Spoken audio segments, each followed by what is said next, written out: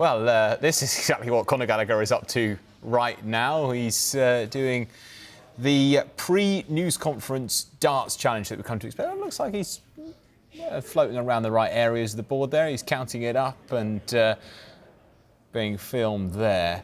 And he's usually take on a member of one of the press that are gathered there in Germany. It looks like all smiles for Conor Gallagher. Perhaps it's gone pretty well for him there. Will it be all smiles, I wonder, on Sunday if he sees his name in the starting 11 for England's opener of the Euros against Serbia? He's sitting down to talk to the press now. They're just gathering there. I just wonder if Gallagher, who's had a standout season for Chelsea, will find a way to start alongside Declan Rice and perhaps Jude Bellingham in what would be a young and very impressive midfield three. Let's see if we can tune in to the news conference now and hear the first question for Conor Gallagher. Hey, Conor. Hey. Down here, mate. Sorry. Hello. Hi. Nice to see you. And you. Listen, I know what a special moment it was for you when you went to Qatar in your first major tournament, but you didn't actually get to play any football. Does this feel very different from your perspective? Because it does from us. We expect you to be an integral part of the squad, and so I wonder whether it feels different. Yeah, it does, to be fair. In Qatar, I was kind of expected not to play, in a way. I still loved the experience and was so honoured to be there, but I never expected to really come on or start games. So, yeah, it's a couple of years on and I'm in a different, position. I've developed well as a player, more experience, so I'm hoping I can help the team more on the pitch for this tournament, so I'm really looking forward to it. Again, from our perspective in the media, it feels like a straight battle between you and Trent Alexander-Arnold for that third central midfield spot with Declan Rice and Jude Bellingham. But you're both very different players. I wouldn't expect you to say, by the way, whether you think the same as us on that one, but you are very different players. How do you see your game different to his and what you can offer in a way and what he can? Yeah, first of all, Trent is a top player, and everyone in the squad have their own strengths and the way they can improve the team and strengthen the team in their own way. So yeah, I'll always be ready to start games if needed or to come on from the bench. But yeah, the thing is with this squad, it's very healthy competition. Of course, everyone wants to play as much as possible, but everyone's going to be supporting each other no matter what. And yeah, we're all buzzing for the tournament to start. There's so much speculation back home about your future, with you being linked heavily with a move to Tottenham and potentially Aston Villa. Now there's speculation talking about you extending your Chelsea contract. How distracting is that? Because you are a human being, and when your future's up in the air, you're away with England. You want to focus on a major tournament, and yet that must be at the back of your mind. Yeah, well, you said it. I've just been focusing on England, and this is the most important thing right now for me, for the country, and yeah, I just want to start the tournament now. Well done, mate. Cheers. Hi Conor, you've been captain quite a lot for Chelsea this season. I know you have the experience of Qatar, but do you think having that leadership role, you'll be able to bring that into the England side this time? Yeah, definitely. I think I've come a long way this season. I give a lot of credit to Pochettino and what he's done for me. Gave me a responsibility and trust at Chelsea, and yeah, I think, like I said, it puts me in a better position to be a bigger part of the squad for this tournament, and yeah, I'm going to do everything I can to help the team as much as possible. As well as in centre midfield, there's been lots of debate about who will start at centre-back, and someone who looks likely to play there is someone you know well in Mark Gahey. You've played with him in the academy at Crystal Palace and for England. So if he does start, how do you think he'll deal with the pressure of playing in a major tournament? I think he'll be brilliant if he does. He's a top guy and a top player, and yeah, I couldn't be happier if he managed to start some games this tournament. He's been brilliant for Crystal Palace and for England when he's played, so he's more than ready to play for sure. Just on him again, how would you describe him as a player, and how have you seen him change over the years?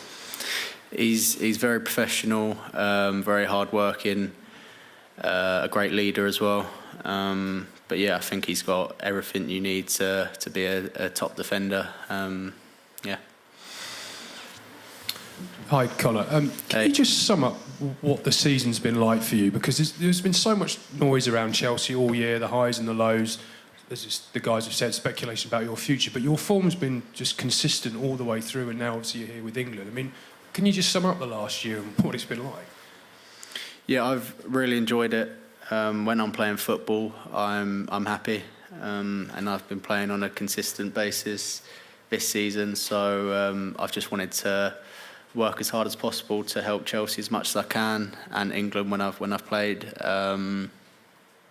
So yeah, I'll say again, a lot of credit to Pochettino for giving me that opportunity to show Chelsea what I could do in the last season. So hopefully can still room for improvement.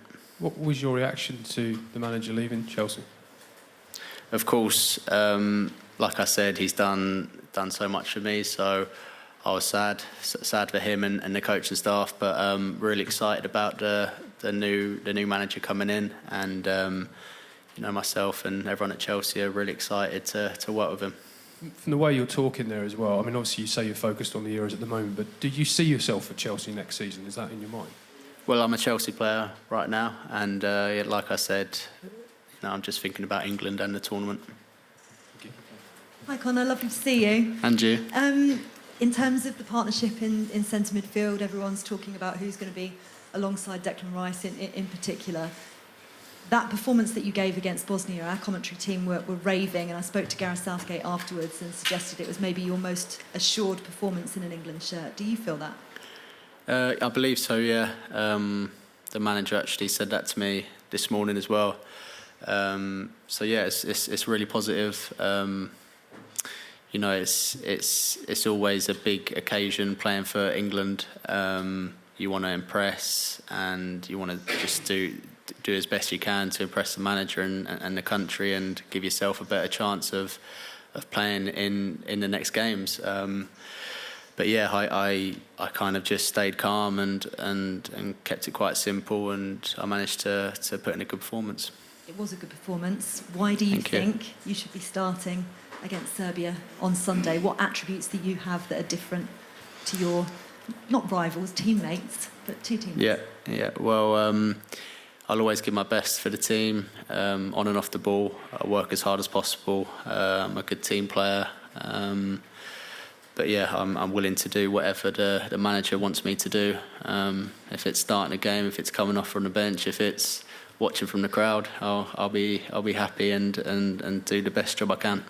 And sorry to bring it back to your future again, but how difficult is it coming into a major tournament with a bit of uncertainty surrounding you? It's not difficult. I'm in a very privileged position to play for England and be at a tournament like this, and I couldn't be happier with the situation I'm in. Thank you. Thanks, mate. If you just pass it back to David behind Jacob, and then we'll go Jerry Lawton.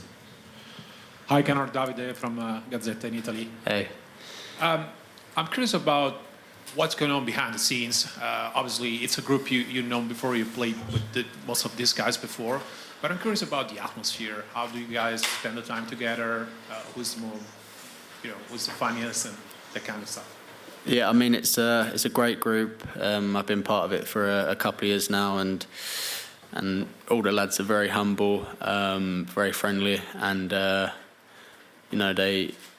we welcome the new players in straight away, and they feel at home instantly. So I think that's the special thing about this group, and everyone said it before, the togetherness that we've shown, and the team before us, part of it, is shown to do how well they've done in tournaments before, and we understand the kind of expectation for this tournament, but everyone is ready and really excited for it to start. How important it is the mental part, be able to relax a little bit between trainings, in days like this, for example, in which you don't play, you don't have a game to watch on TV? Yeah, well, where we're staying at the minute is an amazing place, and all the guys and girls at England have set it up for us. So we feel at home. Always stuff to do, but with a squad like us, there's a lot of people. There's a lot of new people you can talk to and make friends, and it's all the best part about it is the journey as well. So, like I said before, myself and everyone are very privileged to be in this position, and we're really looking forward to the tournament starting. And final for me, looking at the tournament, is there any squad you want to keep an eye on, except obviously the 3 teams you're going to play? Well, we've got to look at the group right now, take it game by game. We've had a great week training up to the first game against Serbia, and we're going to be more than ready to try and beat them. Thanks, David. Pass it back to Jerry Lawton. Thank you.